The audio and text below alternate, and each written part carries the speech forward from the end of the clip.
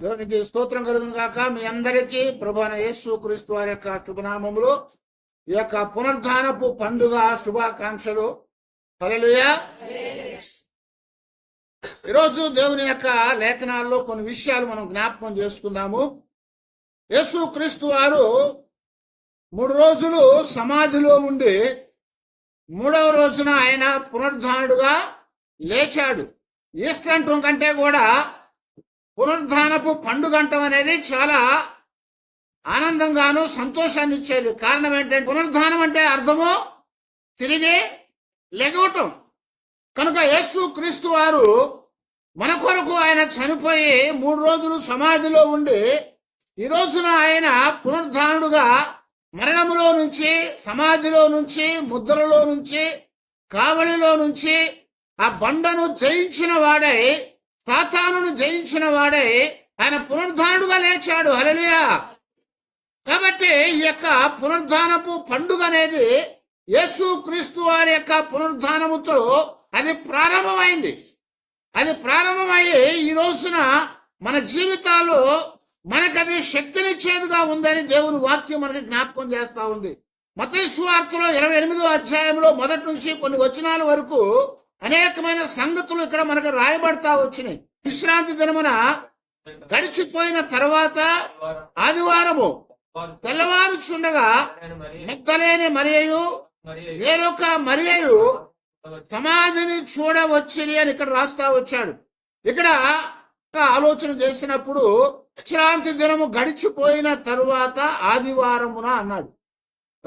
విశ్రాంతి దినం గడిచిపోయిన తర్వాత ఆదివారమున తెల్లవారుజామున ఇంకా చీకటిగా ఉండగానే మగ్దలేనే మరియయు వేరొక మరియయు యేసుక్రీస్తు వారి యొక్క సమాధి దగ్గరికి వారు చూడటానికి వచ్చారని రాస్తున్నాడు. ఇక్కడ మనం గమనించినట్లయితే యేసుక్రీస్తు వారి యొక్క పునరుద్ధానములో మొట్టమొదట స్త్రీల పాత్రను మనం గమనించినట్లయితే ఈ స్త్రీల యొక్క విధానం అనేది మనం గమనిస్తా ఉన్నాం. మొట్టమొదట ఎవరు వచ్చారట? మగ్దలేనే మరియ వచ్చింది. అలాగే మరొక మరియ ప్రభువారి యొక్క సమాధిని చూడటానికి వచ్చిందట. ప్రభువారి యొక్క సమాధిని చూడటానికి వచ్చారు. అయితే వారు వస్తూ ఏమనుకుంటున్నారట, అయ్యో ఆ రాయి చాలా పెద్దదే, దానిని మన కొరకు ఎవరు తొలగిస్తారనుకుంటా వస్తున్నారు. అయితే స్త్రీలు యేసుక్రీస్తు వారు చనిపోయి 3వ రోజున ఆయన సమాధిలో నుంచి లేచినప్పుడు వారు ప్రభువుని చూడటానికి వచ్చారు అని రాస్తున్నాడు. ప్రభువుని చూడటానికి వారు వచ్చారు. వారితో పాటు మరి కొందరు కూడా వచ్చినట్టుగా మనకి ఇక్కడ జ్ఞాపకం చేయబడతా ఉంది. అయితే వారు దేనికి వచ్చారయ్యా అంటే చూడటానికి వచ్చారట. అంటే దాని అర్థం ఏంటి? సమాధి అలాగే ఉందా?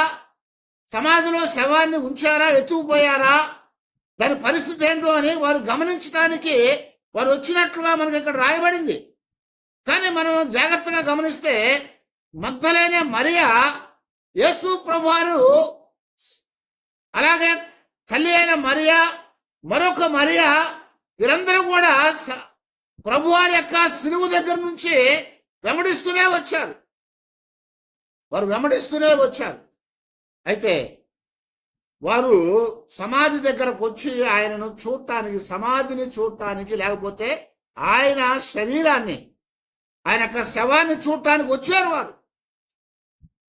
అయితే మనము ఇక్కడ గమనించినప్పుడు వారు చూడటానికి వచ్చారు, మరికొందరు వేరొక దానికి వచ్చారు. మరి చూడండి, ఇక్కడ మార్కు సువార్త 16వ అధ్యాయంలో మొదటి వచనంలో, అలాగే లూకా సువార్త 24వ అధ్యాయం మొదటి వచనంలో మనం చూస్తే, విశ్రాంతి దినము గడిచిపోగానే మగ్దలేనే మరియయు, యాకోబు తల్లి అయిన మరియయు, సలోమి వచ్చి ఆయనకు పుయ్యవల్లని సుగంధ ద్రవ్యములను కొనిరి. వారు ఆదివారమున పెందల కడనే లేచి బయలుదేరి సూర్యోదయం అయినప్పుడు సమయాది యొద్దకు వచ్చుచు ఉన్నారు. చాలు. ఇక్కడ ఏమన్నారట? మొట్టమొదటి దేనికి వచ్చారట స్త్రీలు? సమాధిని, లేకపోతే ఆ శరీరము సమాధిలో ఉంచబడేటువంటి ఆ శవం ఏమైందో చూడటానికి వచ్చారంటున్నారు. మరలా దేనికి వచ్చారని చెప్తున్నాడు ఇక్కడ మార్కు లూకా. ఆ యొక్క శరీరానికి సుగంధ ద్రవ్యాలను పుయ్యటానికి వచ్చారు. వారు ఆ సుగంధ ద్రవ్యాలను పుయ్యటానికి వచ్చారు. వారు అక్కడ ఒక ప్రయాసని లేకపోతే పనిని చేయటానికి వచ్చారని చెప్తున్నాడు. ఇంకా దేనికి వచ్చారయ్యా అంటే యోహాను సువార్తలో 20వ అధ్యాయము 11వ వచనం దగ్గర నుంచి మనం చూస్తా ఉంటే, అయితే మరియా సమాధి బయట నిలచి ఏడ్చుచూ ఉండెను. ఆమె ఏడ్చుచు సమాధిలో వంగి చూడగా తెల్లని వస్త్రములు ధరించి ఉన్న 2 దేవదూతలు యేసు దేహము ఉంచబడినటువంటి స్థలములో తలవైపున ఒకడును కాలవైపున ఒకడును కూర్చున్నట కనపడేను. ఒకడేం చేశారంటే వాళ్ళు వచ్చి చూస్తున్నారు. సమాధిలోనికి తొంగి చూడటం మాత్రమే కానీ ఆ సమాధి దగ్గర మగ్ధలేనే మరియా కూర్చొని ఉందట. అంటే ఆమె కొంత సమయాన్ని అక్కడ గడిపిందని జ్ఞాపకం చేస్తున్నాడు. మార్కు సువార్త 16వ అధ్యాయం 9వ వచనం మనం చదివితే అక్కడ రాస్తున్నాడు కదా, ఆమె జీవితం ఎలాంటిదట. మార్కు 16:9లో ఆదివారము తెల్లవారినప్పుడు యేసు లేచి తాను 7 దయ్యములను వెళ్ళగొట్టిన మగ్దలేనే మరియకు మొదట కనపడెను. హల్లెలూయా. ఏం చేశారండి? మొట్టమొదట ప్రభువారి యొక్క పునరుద్ధానములో, ఆ పునరుద్ధానం అయిన తర్వాత ప్రజల యొక్క స్పందన మనం గమనిస్తూ ఉంటే మొట్టమొదట స్పందించింది ఎవరట? స్త్రీలు. ఎవరు? స్త్రీలు స్పందించారు. ఆ మగ్దలేనే మరియా, మరొక మరియా, సొలోమి, వీళ్ళందరూ కూడా సమాధి దగ్గరకు వచ్చారు. దేనికి వచ్చారంటే మొట్టమొదట సమాధిని చూడటానికి వచ్చారన్నాడు. ఆ తర్వాత దేనికి వచ్చారంటే వారు సుగంధ ద్రవ్యాలు తీసుకొని వచ్చి ఆ శరీరానికి పుయ్యాలనుకున్నారు. ఆ తర్వాత వారు వచ్చినాక పరిస్థితి వేరుగా ఉంది. ఏమైంది? ఇప్పుడు సమాధి తెరవబడి ఉన్నది, రాయి దొర్లించబడింది. వారు వస్తూ ఏమనుకుంటున్నారంటే, అయ్యో ఈ రాయి చాలా పెద్దది, మనము స్త్రీలమే, మన కొరకు ఎవరు ఆ రాతిని తొలగిస్తారు, ఎవరు తొలగిస్తారని అనుకుంటూ వస్తున్నారట. వారు వచ్చేటప్పటికి ఏమైంది? రాయే తొలగించబడి ఉన్నది. వారు సమాధిలోనికి వెళ్ళి సమాధిలో ప్రభు శరీరాన్ని చూడలేదు. వారు దేనికి వచ్చారు? వాస్తవానికి ప్రభు వారి యొక్క శరీరాన్ని చూడటానికి వచ్చారు. సమాధి ఎలా ఉందో చూడటానికి వచ్చారు. కానీ ఇప్పుడు వచ్చినప్పుడు ఏమైంది? సమాధి ముయ్యబడలేదు, సమాధి తెరవబడి ఉన్నది. ప్రభు శరీరము ఆ సమాధిలో లేదు. అయితే అక్కడ ఏం చూశారు? వాళ్ళు 2 దేవదూతలను చూశారు. ఆ 2 దేవతలు ఒకడు తల దగ్గర ఒకడు కాళ్ళ దగ్గర ఉన్నారట. ఆయనకి కట్టబడ్డటువంటి చుట్టబడినటువంటి ఆ వస్త్రాలు తీసివేయబడి ఉన్నాయి. మనం జాగ్రత్తగా చూస్తూ ఉంటే స్త్రీలు అనేవారు దేవుని పనిలో చాలా మొట్టమొదటి ఉండేవారు, చురుకైన వారు. అర్థమవుతుందా? స్త్రీలు దేవుని పనిలో మొట్టమొదటి ఉంటారు, చురుకుగా ఉంటారు పురుషుల కంటే కూడా. అందుకనే ఈరోజు నువ్వు సంఘాలకు వెళ్ళండి, ఎక్కడ బయట నిలబడండి, చర్చి దగ్గర ఎవరు కనపడతారు? ఒక 70% స్త్రీలు కనపడితే 30% పురుషులు కనపడతారు. కారణం ఏంటంటే స్త్రీలకి దైవిక సంబంధమైనటువంటి ఆధ్యాత్మిక సంబంధమైనటువంటి ఆ చింతన అనేది ఎక్కువగా ఉంటుంది. అందువల్ల ప్రభువారి యొక్క పరిచర్లో కూడా ఎక్కువ మంది స్త్రీలు ఆయన వెంబడించారు, ఎక్కువ మంది స్త్రీలు ఆయన పరిచర్యలో పాల్గొన్నారు, ఎక్కువ మంది స్త్రీలు ఆయన యొక్క పరిచర్య అంతట్లో కూడా వారు అనేకమైన కార్యాలు చేసేట్టుగా బైబిల్లో మనకి జ్ఞాపకం చేయబడతా ఉంది. అందుకే ఈ రోజున సంఘాల్లో ఎక్కువ మంది స్త్రీలు ఉన్నారు కనుక ఆ స్త్రీలు ప్రభువును ప్రేమించారు, ప్రభువు కూడా వాళ్ళని ప్రేమించారు. ఇక్కడ మొట్టమొదట ప్రభువు లేచిన తర్వాత ఎవరు కనపడ్డాడు? మగ్దలేనే మరియ కనిపించాడు. చూసారా? శిష్యుల్లో పెద్దవాడు ఎవరు? పేతురు. ఎక్కువగా దగ్గరగా ఉండటానికి ఇష్టపడేవాడు పేతురు. రొమ్మున ఆనుకొని ఉండేవాడు యోహాను. ప్రభువుకి సన్నిహితంగా ఉండేవాడు మరొకడెవరు? పేతురు, యోహాను తర్వాత యాకోబు. వాళ్ళకి కనపడ్డా? కనిపించాడు. ఎవరు కనిపించాడు? మగ్దలేనే మరీ కనిపించడం మనం అక్కడ చూస్తూ ఉంటాము.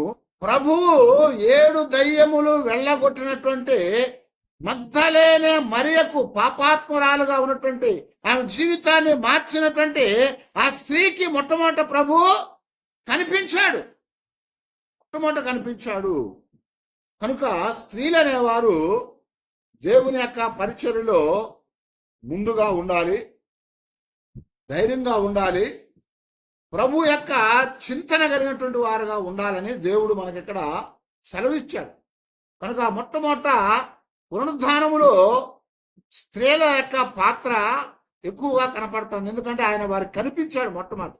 ఆ తర్వాత మనం గమనిస్తూ ఉంటే ఇక్కడ దూతల యొక్క కార్యాచరణ ఒకటి ఉన్నది.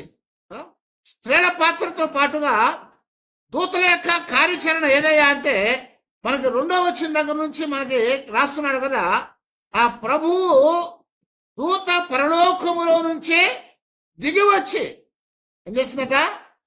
ప్రభువు దూత పరలోకములో నుంచి దిగి వచ్చి రాయిని దొర్లించి దాని మీద కూర్చుండెను. హల్లెలూయా. పరలోకములో నుంచి దూత దిగి వచ్చిందని రాస్తున్నాడు. ఎందుకు దిగి వచ్చింది? ప్రభువులకు ప్రభు అయిన వాడు, రాజులకు రాజైన వాడు, సృష్టికర్త నిత్యము దూతల చేత పరలోకమందు పరిశుద్ధుడు పరిశుద్ధుడు పరిశుద్ధుడని కొనియాడబడుతున్నటువంటి వాడు. ఆయన ఇప్పుడు బయటికి రాబోతా ఉన్నాడు. అందుకే దూత పరలోకంలోంచి దిగి వచ్చింది. దూతలు అనేవి యేసు ప్రభు వారు జన్మకు ముందుగానే అవి ఆయన జన్మ గురించి చెప్పడానికి వచ్చినాయి. ఆ తర్వాత యేసు ప్రభు వారు జన్మించినప్పుడు పరలోకపు దూతాలే పరలోకంలోంచి భూమి మీదకి దిగి వచ్చారు. దిగి వచ్చి సర్వోన్నతమైన స్థలముల్లో దేవునికి మహిమయు, ఆయనకి ఇష్టమైన వారికి భూమి మీద సమాధానము కలుగును గాక అని పాటలు పాడుతూ ఉన్నారు. 40 దినాలు ఉపవాసం ఉండి ఆయన నీరసించినప్పుడు పరలోకంలోంచి దూతలు వచ్చి ఆయనకు పరిచర్య చేసినాయి.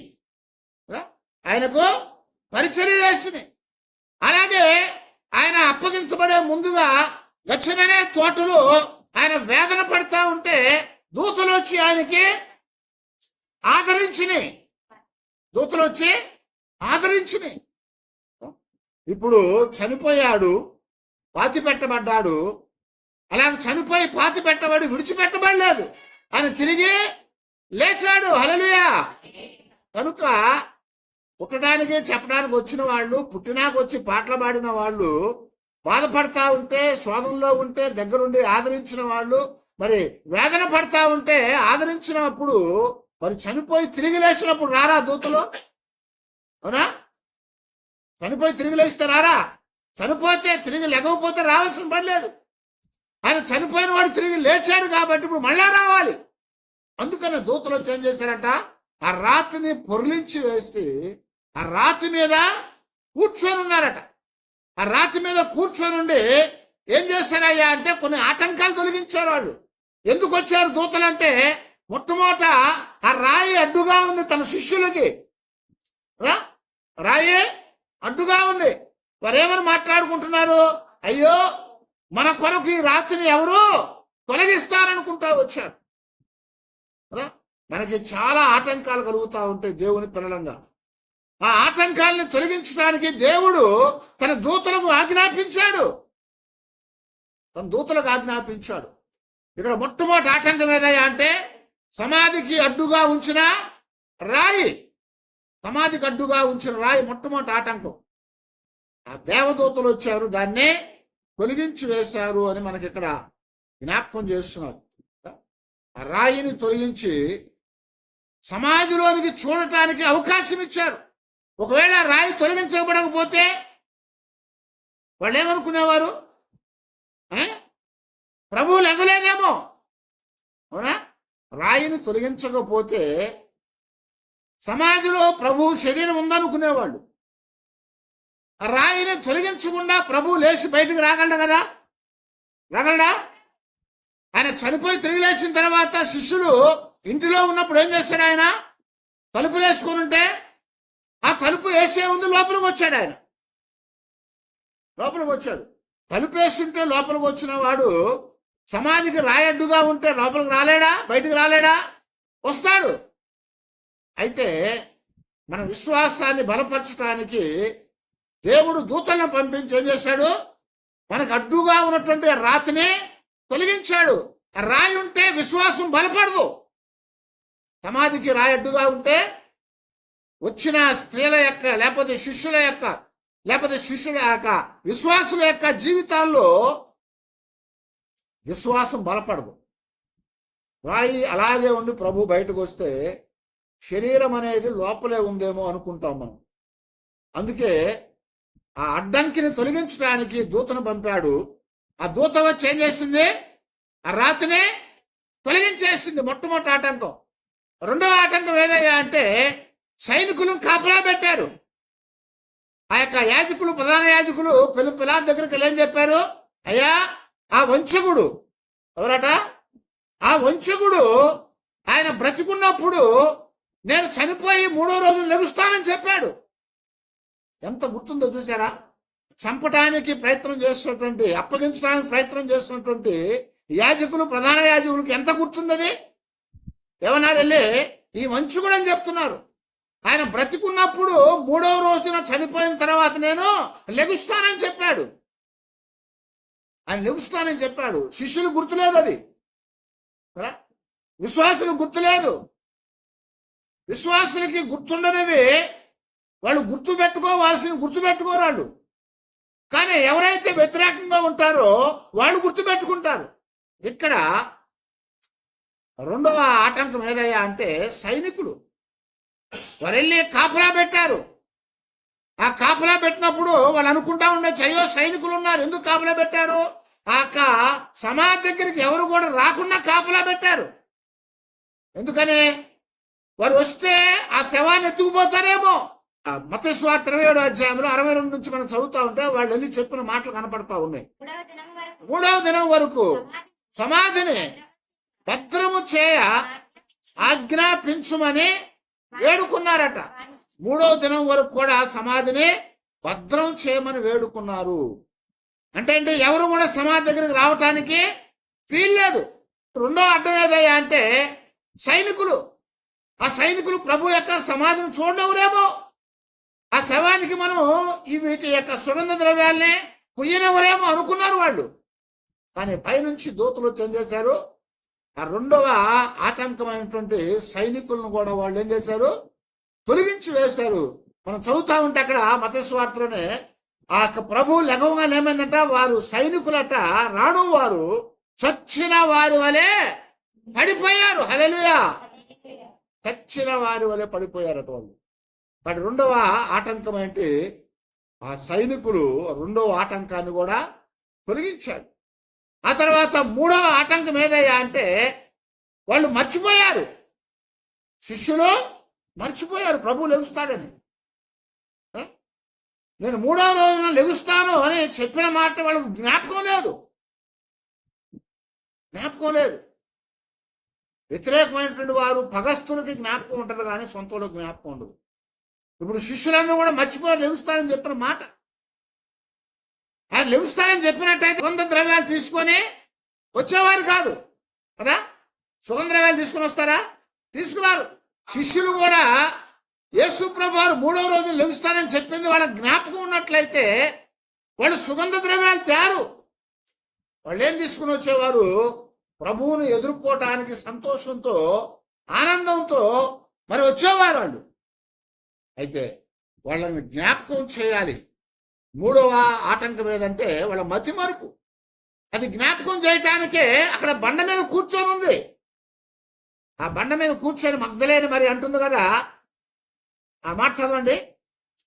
దూత ఆ స్త్రీలను చూచి మీరు భయపడకుడి, సిలువ వేయబడిన యేసును మీరు వెతుకుచున్నారని నాకు తెలియను, ఆయన ఇక్కడ లేడు, తాను చెప్పినట్టే ఆయన లేచి ఉన్నాడు. హల్లెలూయా అన్నాడు. ఏం చెప్పింది? వాళ్ళకి జ్ఞాపకం చేసింది ఏమని? అయ్యా, మీరు సమాధిలో శవాన్ని ఎతకడానికి వచ్చారు, కానీ ఆయన చెప్పినట్టే 3వ రోజున ఆయన లేచి ఉన్నాడు. ఆయన ఇక్కడ లేడు. ఎక్కడ లేడు?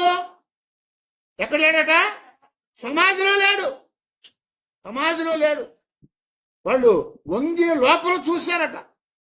వంగి లోపల చూసినప్పుడు ఏముంది అక్కడ? చుట్టబడ్డటువంటి ప్రేత వస్త్రము, ముఖం మీద ఉంచినటువంటి రుమాలు మడత పెట్టబడి అక్కడ పెట్టబడింది. అక్కడ పెట్టబడింది. కనుక ఇక్కడ యేసుక్రీస్తు వారు పునరుద్ధారణ అయ్యాడని గుర్తు చేయటానికి దూతలు వచ్చారు పరలోకంలో నుంచి. వారు వచ్చి ఆటంకాలని తొలగించారు. ఆటంకాలు తొలగించి ఇప్పుడు ఏం చేశారంటే గతంలో ఉన్నదాన్ని, ఇప్పుడు ఉన్నటువంటి ప్రజెంట్లో ఉన్నటువంటి దాన్ని, వర్తమానంలో ఉన్న దాన్ని వాళ్ళకి గుర్తు చేశారు. వాళ్ళకి గుర్తు చేసి దేవుని యొక్క దూతలు ఏం చెప్తున్నారంటే ఆయన లేచి ఉన్నాడు. ఆయన లేచి ఉన్నాడు. అది గుర్తు చేయటానికే దూతలు పరలోకం నుంచి దేవుడు పంపించాడు. ఆయన లేచాడు కాబట్టి ఇక్కడ చెప్తున్నాడు కదా, మరియా మార్తలకు ఏం చెప్పాడు? లాజరు యొక్క అక్క చెల్లెలకి ఏం చెప్పాడు? నేనే పునరుద్ధానమును, నేనే జీవమునై ఉన్నాను. యోహాను సువార్త 11వ అధ్యాయం 25-26 వచనాలు. నేనే పునరుద్ధానం, నేనే జీవం. ఆయనే పునరుద్ధానమైన వాడు పునరుద్ధానం కాకుండా ఉంటాడా? ప్రభువారి యొక్క శరీరము సమాధిలో లేదు. ఎందుకంటే ఆయన పునరుద్ధానం అవుతానని చెప్పాడు. అదే ప్రణవంలో 1వ అధ్యాయం 18వ వచనం ఏమన్నాడు? నేను మృతుడనైతిని కానీ తిరిగి సజీవుడుగా లేచాను అన్నాడు. మృతుడనైతిని కానీ తిరిగి సజీవుడుగా నేను లేచి ఉన్నాను అని చెప్తున్నాడు. ఆయన లేచాడు. ఆయన లేచి ఆయన మనకు ఒక వాగ్దానం చేసినట్టుగా లేచాడు. ఆయన వాగ్దానాన్ని నెరవేర్చాడు. ఆయన ఇప్పుడు లేచి ఏం చేస్తున్నాడంటే ఆ దూత ద్వారా మనకి రుజువు చేశాడు. దూతల ద్వారా మనకి ఆయన రుజువు చేస్తూ ఉన్నాడు. ఇక్కడ సమాధిలో వస్త్రాలు చూపించాడు, రుజువులు. రుజువు కావాలా? ఆయన శరీరము ఎత్తుకొని పోబడిందా, లేకపోతే పునరుద్ధానం అయ్యాడు? రుజువు కావాలి. రుజువు కావాలి. ఆ రుజువు ఏంటి తెలుసా? సమాధిలో ఏముందట? సమాధిలో చూసినప్పుడు, వారు తొంగి చూసినప్పుడు ప్రభువుకి చుట్టబడ్డటువంటి వస్త్రము అక్కడ ఉంచబడింది. అలాగే తర్వాత తల మీద ఉంచినటువంటి, ముఖం మీద ఉంచినటువంటి రుమాల మడత పెట్టి తల దగ్గర ఉంచబడిందట. ఎవడైనా శవాన్ని దొంగతనం చేస్తే బట్టలు తీసుకెళ్తారా? శవాన్ని ఎత్తుకుపోతే ఏం చేస్తారు? శవంగా తీసుకుపోతారు కదా. ఈ బట్టలు తీసేద్దామమ్మా, బట్టలు ఎందుకు మనకు కావాల్సిన శవమే అని శవాన్ని తీసుకెళ్తారా? తీసుకెళ్ళరు. ఆ చుట్టబడ్డటువంటి వస్త్రాలతో తీసుకెళ్తారు. రెండోది, ఆ చుట్టబడ్డటువంటి వస్త్రాలతో తీసుకెళ్తాం సులువు. అయితే ఇక్కడ రుజువు ఏంటయ్యా అంటే ఆ వస్త్రములు చుట్టబడి అక్కడ ఉంచబడ్డాయి. ప్రేత వస్త్రం తీసేసి అక్కడ పడేయబడింది. రుమాల మడత పెట్టబడింది. యేసుక్రీస్తు వారు సమాధిలో ఉన్నప్పుడు ఆ చుట్టిన వస్త్రం కింద పడేయబడింది. అక్కడ పక్కన పెట్టబడింది. కానీ ఆ ముఖం మీద ఉంచినటువంటి రుమాల అదేం చేయబడిందట? మడత పెట్టబడి తల దగ్గర ఉంచబడింది. దాని అర్థం ఏంటంట? నేను లేచాను, మరలా వస్తానని చెప్తున్నాడు ప్రభువారు. నేను లేచాను, మరలా వస్తాను అని ప్రభువు చెప్తున్నాడు ఇక్కడ. కాబట్టి ఆయన పునరుద్ధానమైన వాడు పరలోకానికి వెళ్తానని చెప్పాడు. పరలోకానికి వెళ్ళిన తర్వాత నేను మరలా మీ దగ్గరికి తిరిగి వస్తానని చెప్పాడు.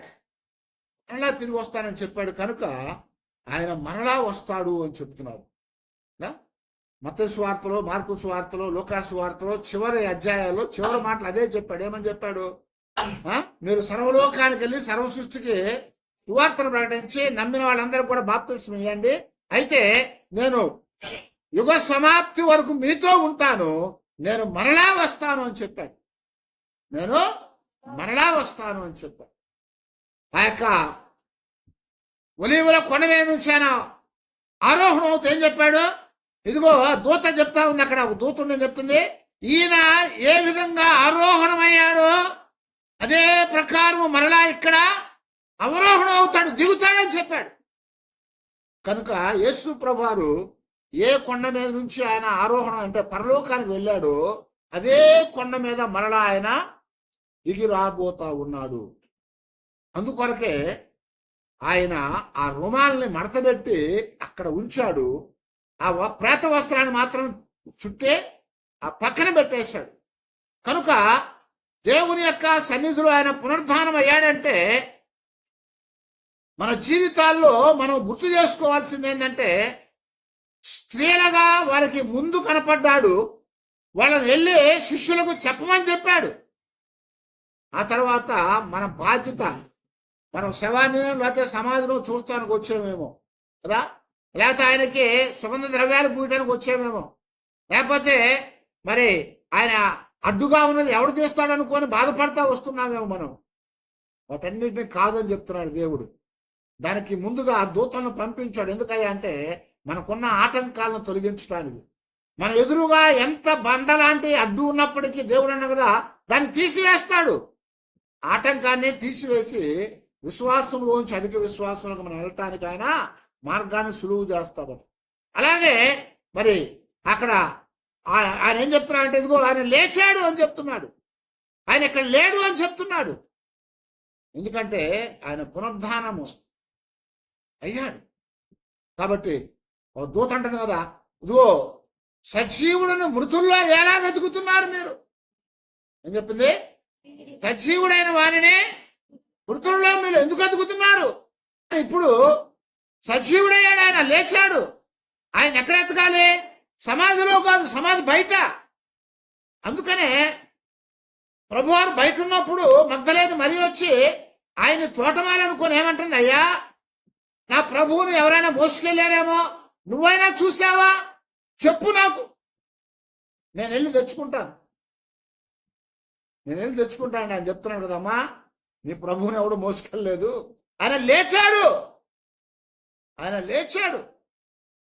వెంటనే ప్రభువారు ఏమన్నాడు? మరియా అన్నాడు. మరియా అనగానే ఆ స్వరాన్ని గుర్తుపెట్టింది మగ్దలేని మరియా. వెంటనే వెనక్కి తిరిగి అంటుంది కదా, రబ్బూని. ఏమంది? రబ్బూని అంటే అర్థం ఏంటి? బోధకుడు అని అర్థము. రబ్బూని అంటే బోధకుడు అని అర్థం. బోధకుడా అని కాళ్ళు పట్టుకోపోయింది, వాటేసుకోపోయింది, కాళ్ళని ముట్టుకోపోయింది. ప్రభు అన్నాడు, మరియా నన్ను ముట్టవద్దు, ఎందుకంటే నేను తండ్రి దగ్గరికి వెళ్ళాలి, నేను తండ్రి దగ్గరికి వెళ్ళి మళ్ళా వస్తాను. కనుక ప్రభువారు ఆయన సజీవుడై ఉన్నాడని చెప్పడానికి రుజువులు చూపించాడు. మనం అనుకుంటాం ఆయన చచ్చిపోయాడులే, సమాధిలో ఉన్నాడులే అనే ఆలోచనతోనే ఉంటాం, కానీ అవి కాదు అని ఆటంకాలను తొలగించడానికి దేవుడు తన దూతలను పంపించాడు. మనకి జ్ఞాపకం చేశాడు ఆయన సజీవుడని, ఆయన లేచాడని, మరలా రాబోతున్నాడని ఆయన రుజువు చేశాడు.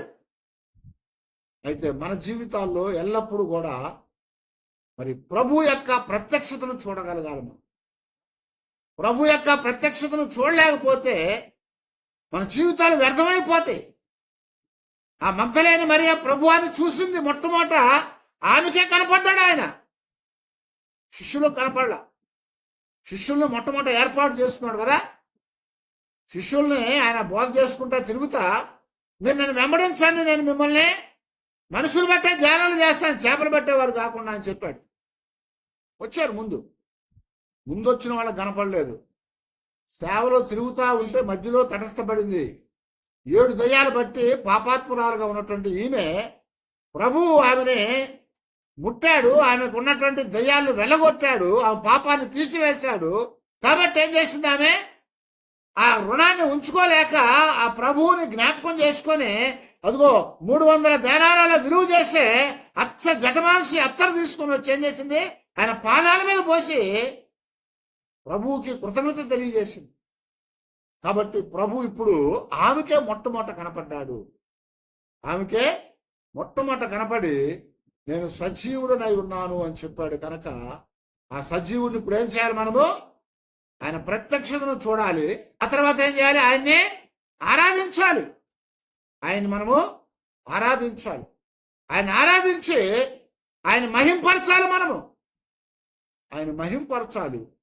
ఆయన మహింపరిచినప్పుడు ఆయన మహిమకు అర్హుడైనటువంటి వాడు కాబట్టి, నేను సజీవుడుగా ఉన్నాను కనుక నేను మీతో ఉంటాను, నేను మీతో ఉంటాను.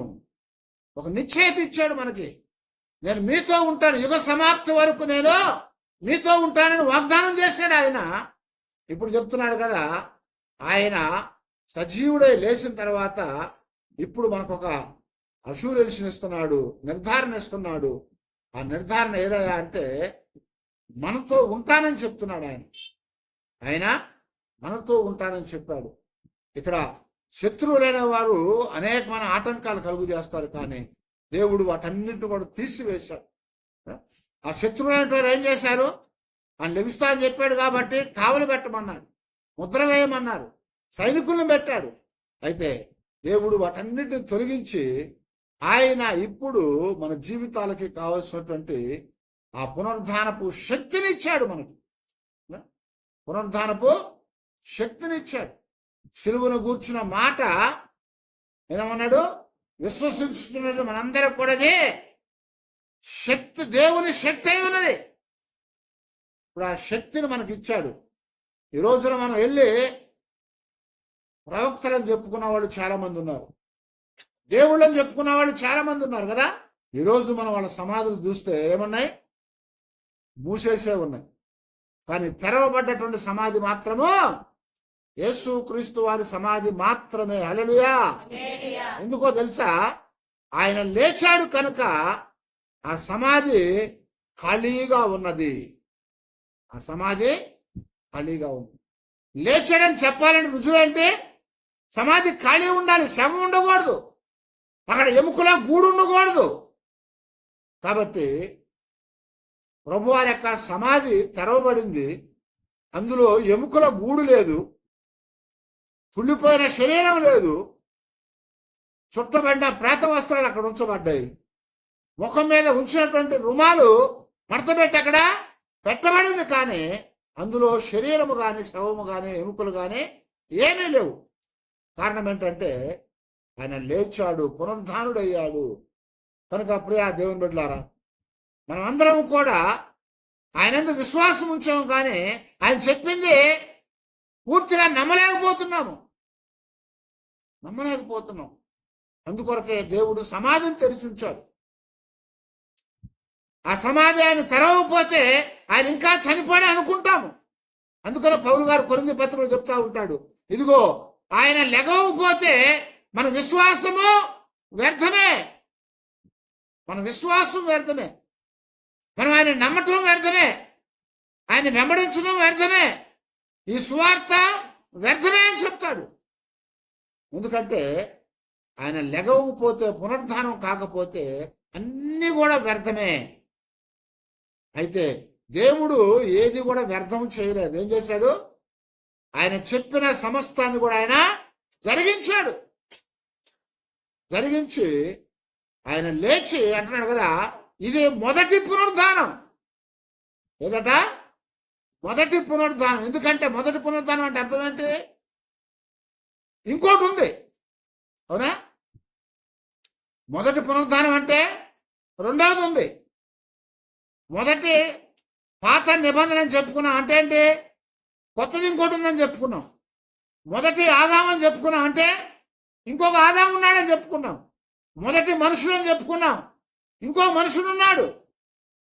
అలాగే ఇప్పుడు దేవుడు మనకేమైనా జ్ఞాపకం చేస్తున్నా అంటే ఇది మొదటి పునరుద్ధానం. యేసు ప్రభువారు లేచింది. అంతకుముందు చాలా మందిని ప్రభువారు లేపారు కదా, అవునా? నాయనులో వెదరాడు కుమారుడు, తర్వాత యాయను కుమార్తెను లేపాడు, తబితాను లేపాడు శిష్యులు. మరి యేసు ప్రభువారు అన్నిటికంటే ముఖ్యంగా లాజరును లేపాడు 4 దినాల తర్వాత. వీళ్ళు లేచిన తర్వాత కొంతకాలం బతికిన తర్వాత చనిపోయారు వాళ్ళందరూ. మళ్ళీ ఇప్పుడు సమాధుల్లో ఉన్నారు వాళ్ళందరూ. అయితే ప్రభువు ఆయన చనిపోయిన వాడు తిరిగి లేచి మళ్ళా చనిపోలేదు. మళ్ళా చనిపోడు ఆయన. అయితే ఆ చనిపోడు, కానీ ఆయన ఏం చేశారంట? మరలా తిరిగి రాబోతా ఉన్నాడు. అది మొదటి పునరుద్ధానము. రెండో పునరుద్ధానం ఏదయ్యా అంటే ఆయన మరలా వచ్చినప్పుడు ఆయన ఎందు విశ్వాసం ఉంచిన వారందరూ కూడా ఆయనతో పాటు ఎదుర్కోవటానికి లేపబడతారు. అది రెండవ పునరుద్ధానం అని చెప్తున్నాం. ఆ పునరుద్ధానం కోసమే ముందుగా ఆయన లేచి రుజువు చేశాడు, మనల్ని లేపుతానని చెప్పాడు. ఆయన వచ్చినప్పుడు మనం కూడా లేపబడినటువంటి వారమై ఆయన్ని ఎదుర్కోవాలి. ఇదే క్రైస్తవ నిరీక్షణ. పునరుద్ధానం అనేది లేకపోతే క్రైస్తవ నిరీక్షణ లేదు. పునరుద్ధానం అనేది లేకపోతే అన్ని మతాలు, అన్ని ఆచారాల ప్రకారం క్రైస్తవత్వం కూడా ఒక ఆచారం అయిపోయేది. కానీ క్రైస్తవత్వం అనేది మతం కాదు. ఏంటది? అది ఒక మార్గము. ఎందుకంటే చెప్పినటువంటి వాడు చనిపోయి మన కొరకు తిరిగి లేచాడు. తిరిగి లేచి నేనే మార్గము, సత్యము, జీవమై ఉన్నాను అని చెప్పాడు. ఆ ప్రభు మరలా రాబోతా ఉన్నాడు. ఆయన వచ్చినప్పుడు పునరుద్ధారణ యేసుక్రీస్తు వారు మధ్యాకాశంలోకి వచ్చినప్పుడు ఆయన మనల్ని లేపుతాడు. అది రెండవ పునరుద్ధానము. ఆ పునరుద్ధానం కొరకు మనందరం కూడా కనిపెట్టి ఎదురు చూడాలని దేవుడు మనకు జ్ఞాపకం చేస్తున్నాడు. కనుక అందరం కూడా తల వచ్చి ప్రార్థన చేసుకుందాం.